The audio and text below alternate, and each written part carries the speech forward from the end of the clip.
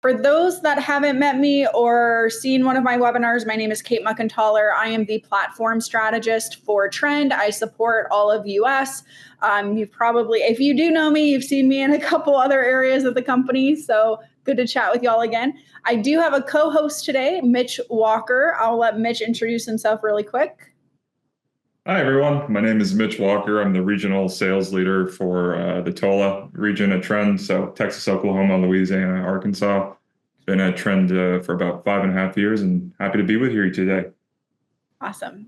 Mitch and I go way back at Trend. From day one, we've been together. So Kate actually trained me once upon a time. I did. I interviewed you too. So yeah, glad you're here. It was a good choice. All right, well, let's kind of jump in, everyone, on content today. So we're talking about cyber risk exposure management, which is a part of our Vision One platform. It's a module within Vision One. It's its own entity, its own product. So if you're thinking that cyber risk exposure management is maybe tied to other things, I understand why, because it really is an all-encompassing module of Vision One. So why risk exposure management, why like attack surface management, these things are coming into the market. We've seen a lot of risk dialogue over the last couple of years. The reason being the complexity and scale of the attack surface has made a huge shift. I'm sure as partner reps, as service providers, you understand exactly what I'm talking about. The customer environment has changed incredibly fast since I'm gonna call out COVID as kind of like that trigger event where if you didn't have a remote workforce, you were forced to adopt remote work. And when you're forced to adopt remote work, you're forced to adopt SaaS applications and SaaS utilizations and services and everything else. These applications and putting everyone online and putting everyone at home, the attack surface is now kind of, I'm not going to say out of our control because we can control it, but there is some period of time where users and businesses were just kind of wild westing their assets. And from the cybersecurity perspective, we need to kind of rein that in because we're seeing the increase of complex attacks, targeted attacks, phishing that leads to business email compromise, all these things. That's where these questions from our customers, us at Trend, and I'm sure you as partner reps get it as well. Do I have complete visibility? How can I communicate risk? I know this is a challenge. What do I do about it? What options do I have that help me understand where my business could potentially suffer from a security event or even, a breach? I hate that. I hate using that word. It's a scary word. But how do I stop that from happening? What work can I do now that's going to keep my organization safer in the future? And Trend Vision One truly is a way of helping out your customers. So if you're a Trend partner, I hope you're familiar with Vision One. If you're hearing it for the first time, welcome. It's an amazing tool. But here's some metrics, 65% reduction in dwell time, 99.6% fewer alerts. That comes from that consolidation story. I know a lot of vendors on the market have a platform. We are no different, but consolidating your cybersecurity into a single player really does help correlate alerts, which means fewer significant alerts given to your SOC teams, given to your admins at the end of the day. Specific to this call, I really want to call out the $1.3 million in average savings from risk reduction.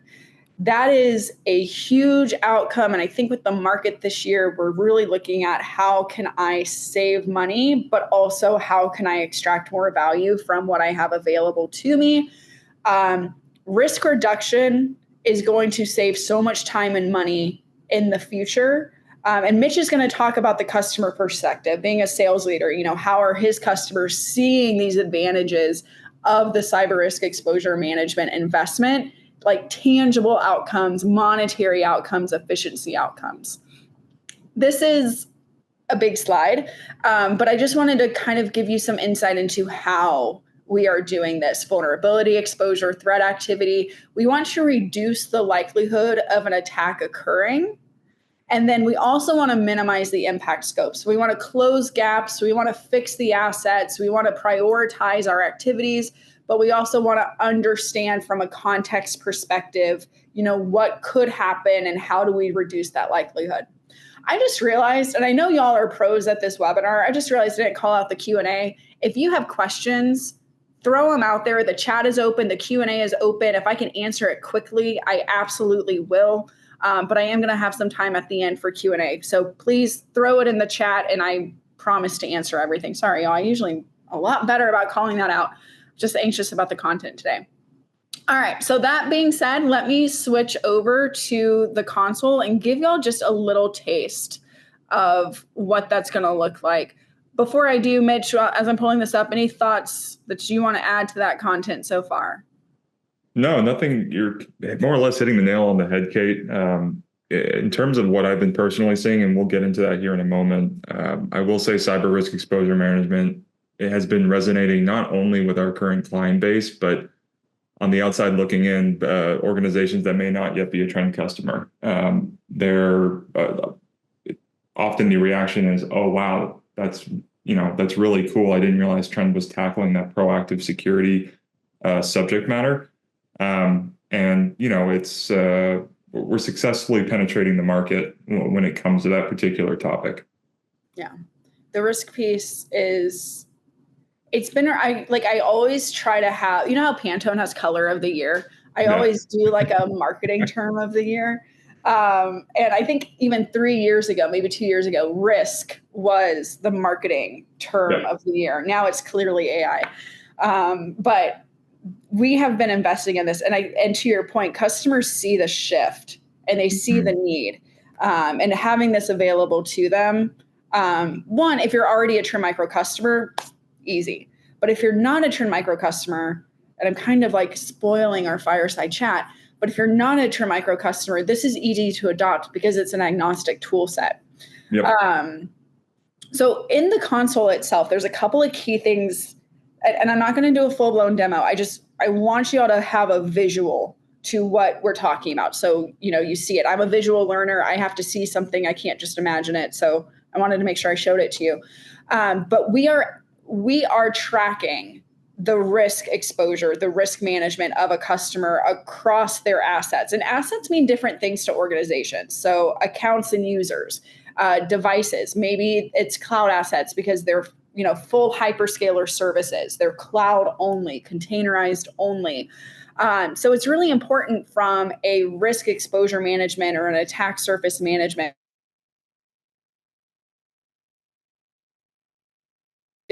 that we are aggregating. No customer environment is the same. We can't just look at endpoints. We can't just look at Active Directory. We have to pull everything in.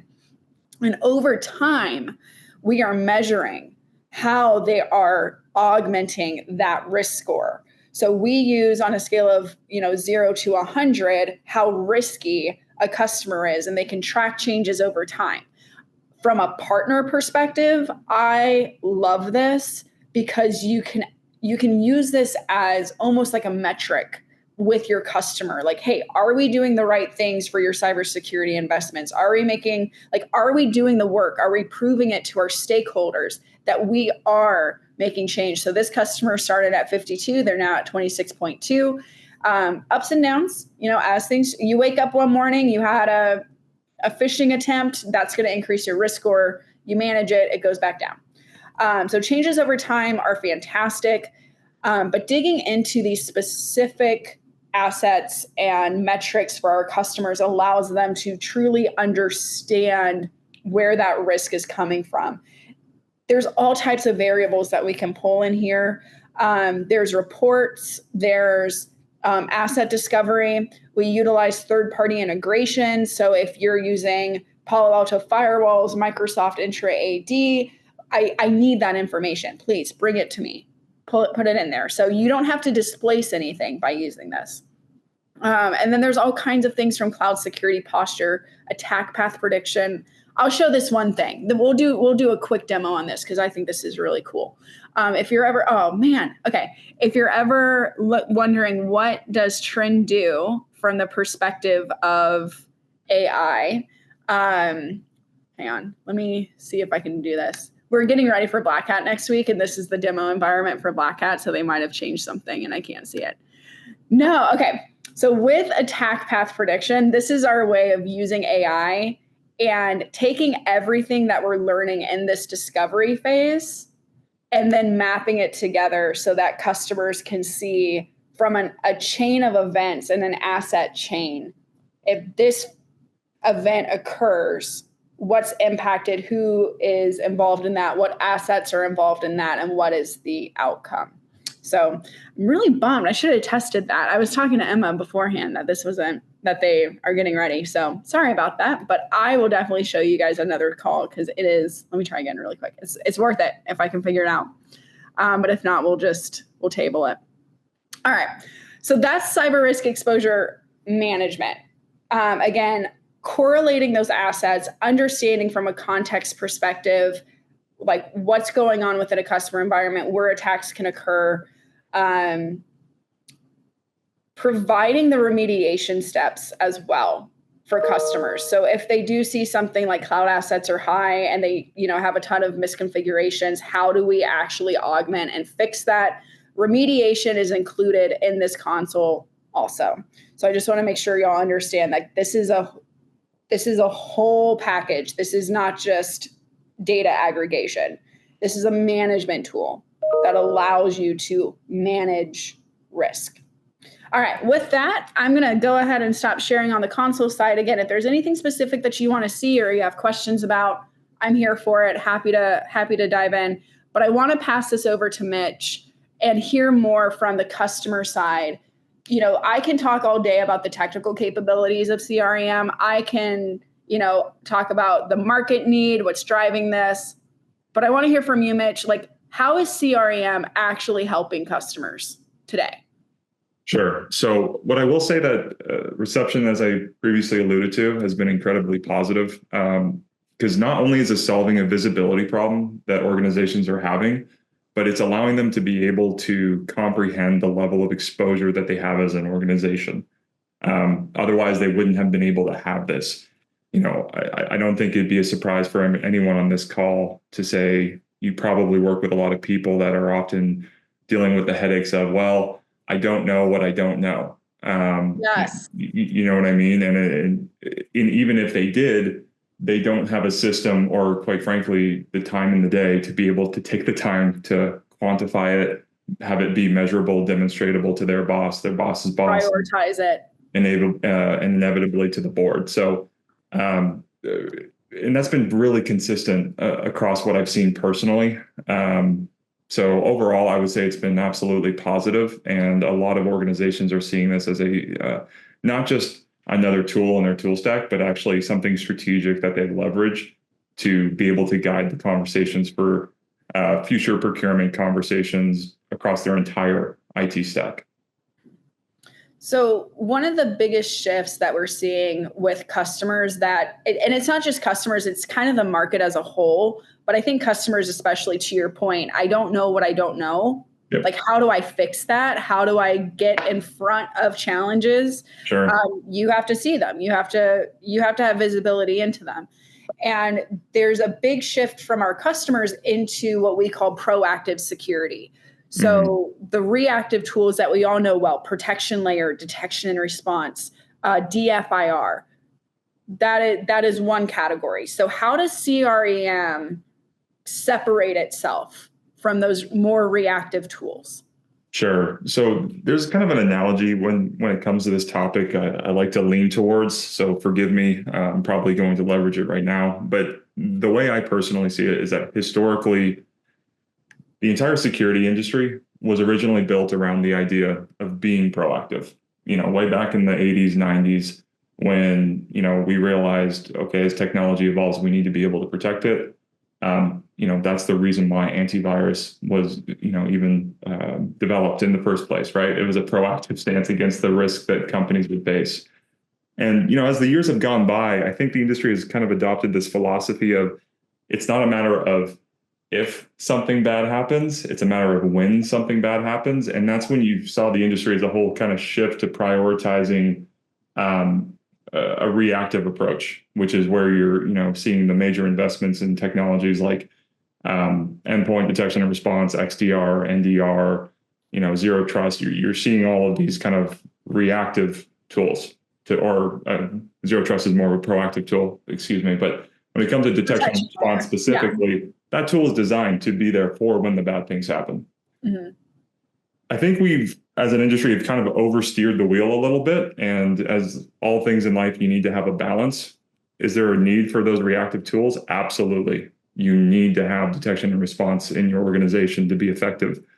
But at the end of the day, this entire, Kate, you wouldn't have a job. I wouldn't have a job.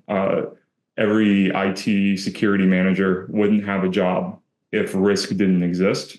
Mm-hmm. And it kind of begs the question, why aren't we taking a proactive stance? Why aren't we using the technology that we have as to waiting for the bad things to happen? Why don't we educate ourselves on where those vulnerabilities are, where those weak points in the organization's stack are, and addressing them before the bad things happen? And this tool accomplishes exactly that.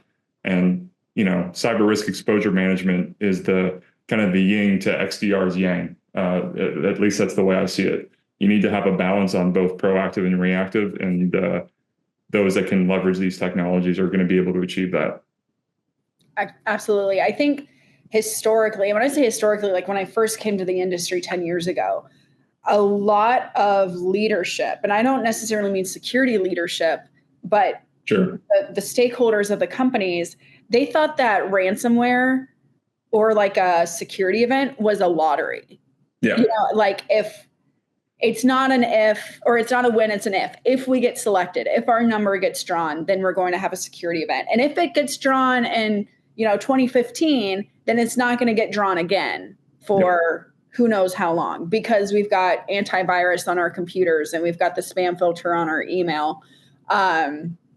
It wasn't seen as like this methodical approach. Cybersecurity is a business. Like adversaries are a business, and they are actively looking for a point of entry.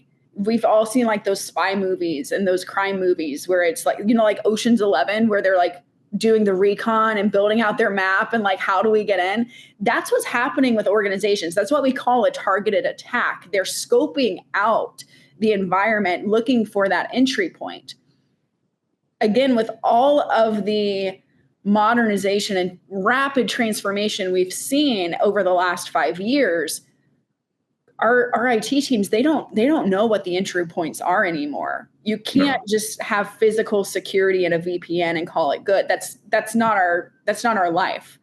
And so we have to really shine the light on where these very technically skilled and motivated adversaries are trying to get into our environment.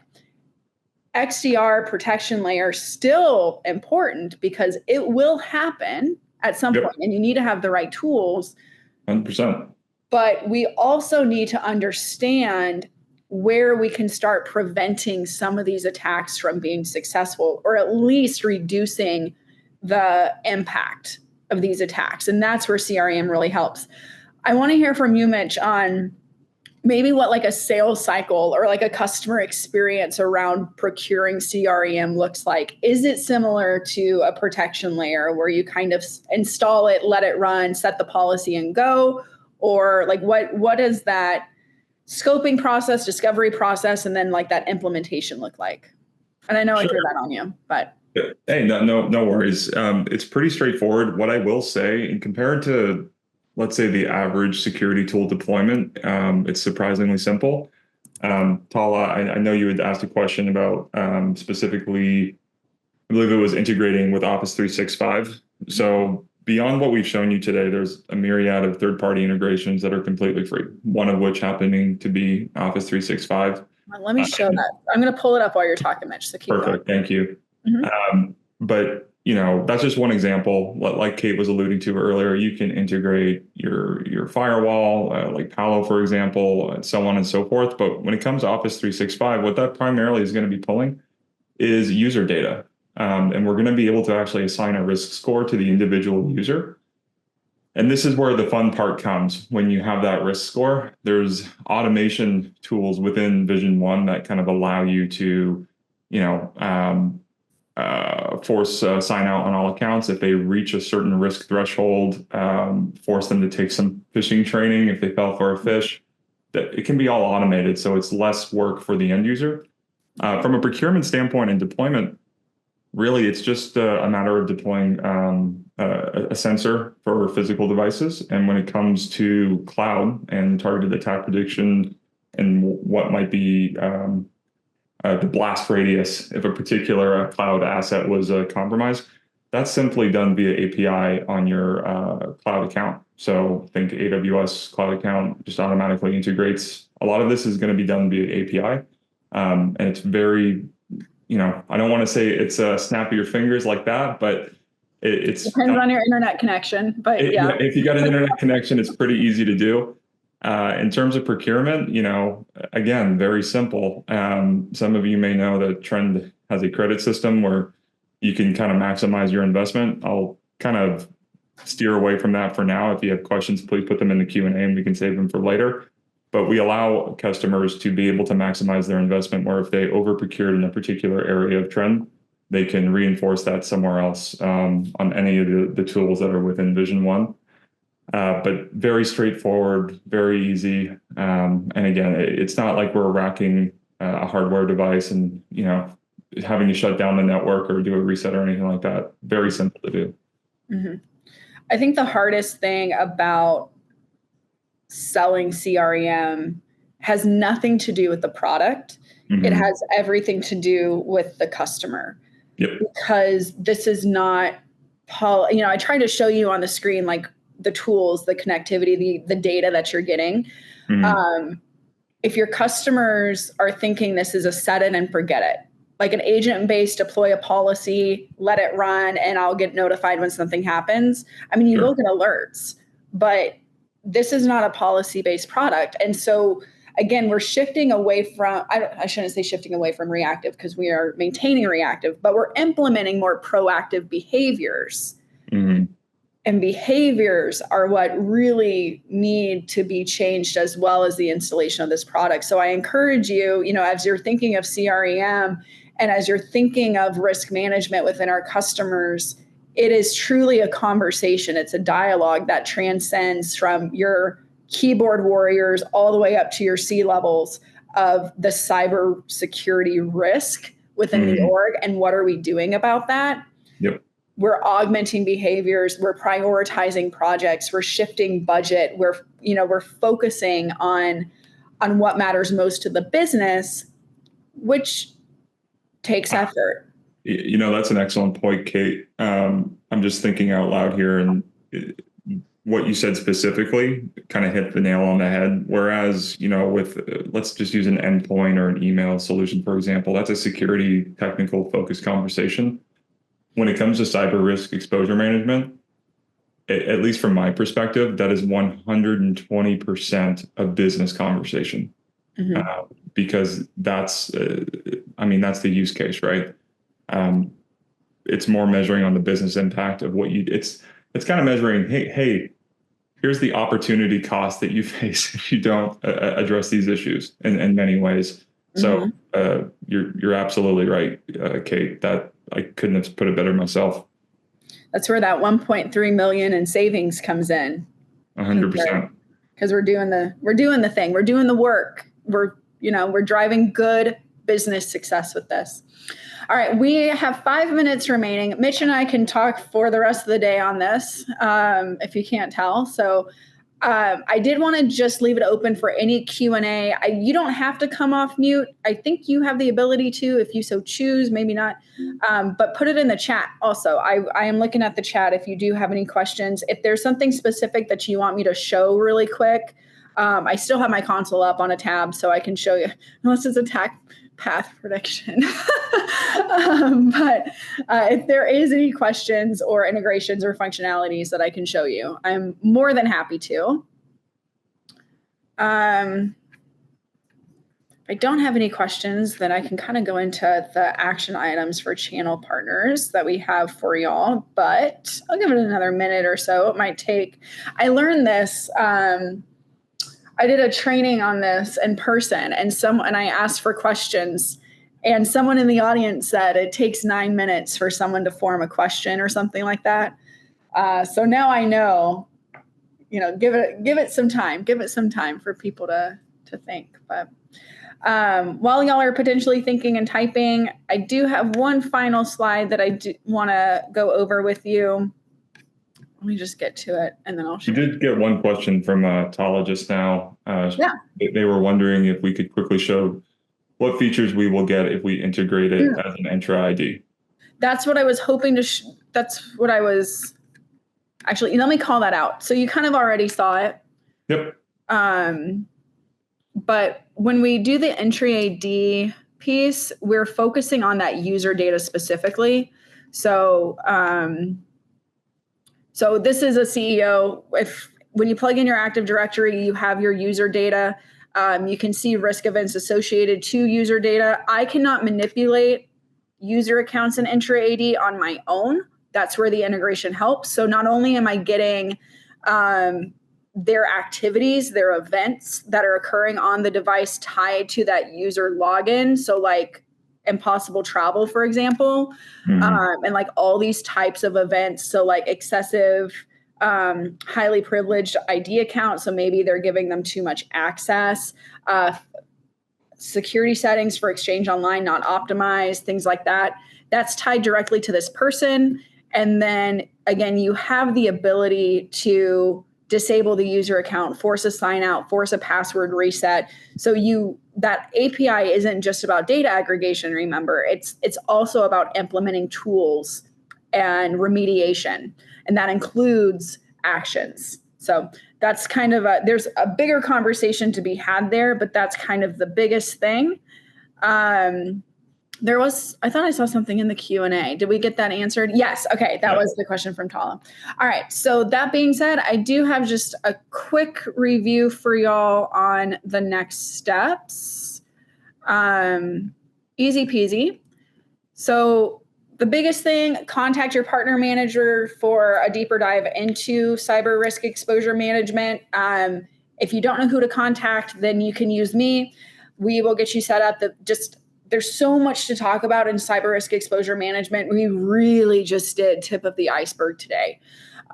So definitely take the opportunity to learn more. Check out what we have planned for Black Hat USA. Mitch and I will be there. If you are going to be on site, if you have customers on site, we have a reception Wednesday with our leadership. I will be there. I will be at the booth Wednesday and Thursday. You can utilize my contact information. You can utilize the Black Hat app. And then if you use that QR code, there's a registration link. And that will allow, you can register for the registration or go to the booth or something. That way I know to look out for you or your customer. And we can have a conversation in person, have a quick chat, grab a snack, grab a coffee, grab a drink, whatever. We would love to see you. And then there is a survey that comes out after the session that my friend Emma, who helps manage the series, and I use to build out content in the future. So if there is something that you would like to call out, more technical, less technical, this feature, zero trust, AI, infrastructure, containers, whatever you have, we build this series around your needs. So please use that survey as a way to communicate with us what you would like to see more of. Thank you, Mitch, for your time today. I really appreciate it. I'm seeing a couple questions in the chat, especially from Karam. I will send you an email, Karam, just so you get that information. The compliance piece is a bigger, I could do a session on my own with compliance, to be honest with you, but we do have the ability to do so. So I'll send you some information. But yeah, other than that, thank you, Mitch, for your time. We're right at the top of the hour. So appreciate everyone's thoughts, conversations, activities. Love to hear it. And we'll see you guys at the next one. Take care, everyone. All right. Bye, y'all.